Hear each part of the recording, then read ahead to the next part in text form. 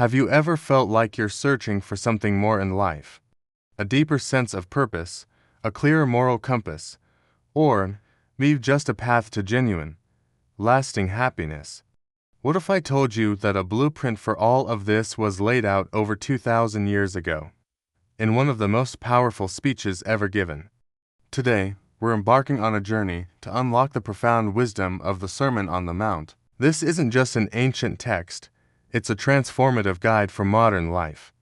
Whether you're deeply religious, spiritually curious, or simply seeking a better way to live, the teachings of Jesus in this sermon offer a radical and beautiful vision for humanity.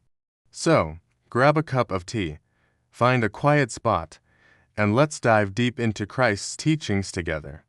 The Sermon on the Mount begins with what are known as the Beatitudes. You've probably heard "Blessed are the meek," or "Blessed are the peacemakers," but what do these statements really mean? They're not just nice-sounding phrases, they are counterintuitive declarations of blessing that turn the world's values completely upside down. In a world that prizes strength, wealth, and self-assertion, Jesus says, "Blessed are the poor in spirit." This isn't about being financially poor, but about recognizing our spiritual bankruptcy and our complete dependence on God. It's an attitude of humility. He says, "Blessed are those who mourn," promising comfort not to those who avoid sadness, but to those who face it, who grieve over their own shortcomings and the brokenness of the world. This is the secret to finding true happiness. It's found not in having it all, but in recognizing our need for God. The Beatitudes are a hidden treasure map, showing us that true blessing and joy are often found in the places we least expect, in humility, in mercy, in a hunger for righteousness, and in making peace. From this foundation of a transformed heart, Jesus moves on to challenge our everyday lives. He takes the old laws and doesn't just reaffirm them. He deepens them, pushing us from outward actions to inward motivations. He says, "You have heard that it was said, 'You shall not murder.' But I tell you that anyone who is angry with a brother or sister will be subject to judgment." Wow! Suddenly, the standard isn't just avoiding a physical act. It's about dealing with the root of anger and contempt in our hearts. This is a game changer. It means that our spiritual journey isn't just about what we do, but about who we are becoming on the inside. He applies the same radical logic to lust, divorce, and making oaths.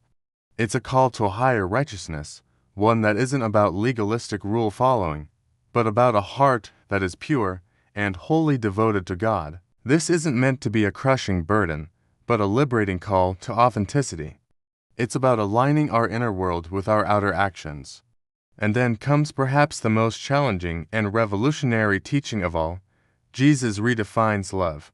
In a world that operates on love your neighbor and hate your enemy, Jesus presents a completely new moral compass. He says, "But I tell you, love your enemies and pray for those who persecute you." Let that sink in. This is not a suggestion, it's a command. This kind of love is not a warm, fuzzy feeling. It's a choice. It's an act of the will. It's about wanting the best for someone, even when they've wronged you. It's about breaking the cycle of retaliation and revenge that fuels so much conflict in our world, from personal arguments to global wars. Why does this matter so much today? Because this radical, unconditional love is the only force powerful enough to truly heal our divisions and transform our society. It's a call to mirror the character of God Himself, who sends rain on the righteous and the unrighteous. Living this out is the ultimate call to action from the Sermon on the Mount. So, how do we actually live this out? Jesus doesn't leave us hanging. He gives us practical instructions. He talks about giving to the needy, praying, and fasting. But He emphasizes doing these things in secret, not for the applause of others, but for a heavenly reward. This is about motive. Are we doing good deeds to build our own reputation, or are we doing them out of a genuine love for God and others? He then teaches us how to pray, giving us the model of the Lord's Prayer, a prayer of dependence, submission, and a request for daily provision and forgiveness. It's a daily reminder of our relationship with a loving Father. He tells us not to worry about our life, what we will eat or wear. He points to the birds of the air and the lily of the field, reminding us of God's faithful provision. Instead of being consumed by anxiety, He gives us a new priority. But seek first His kingdom and His righteousness, and all these things will be given to you as well. This is a radical reorientation of our life's purpose. Then, He provides the golden rule. So, in everything, do to others what you would have them do to you. It's simple, profound, and universally applicable. It is a practical test for our actions and a blueprint for building healthy relationships and a just society. Finally, he concludes with a powerful illustration about building your house. Will you build your life on the shifting sand of popular opinion and fleeting trends? Or will you build it on the solid rock of His teachings?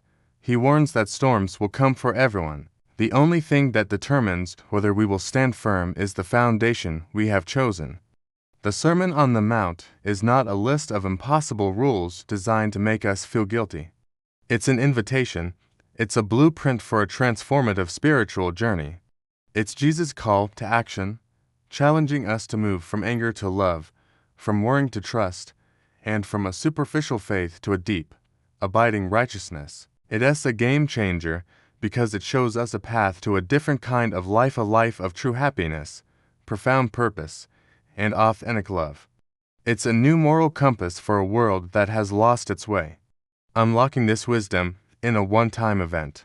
It's a lifelong process of learning, practicing, and allowing these teachings to shape our hearts and minds. It's about building our lives, moment by moment, on the unshakable rock of Christ's words. Thank you so much for joining me on this deep dive into the Sermon on the Mount.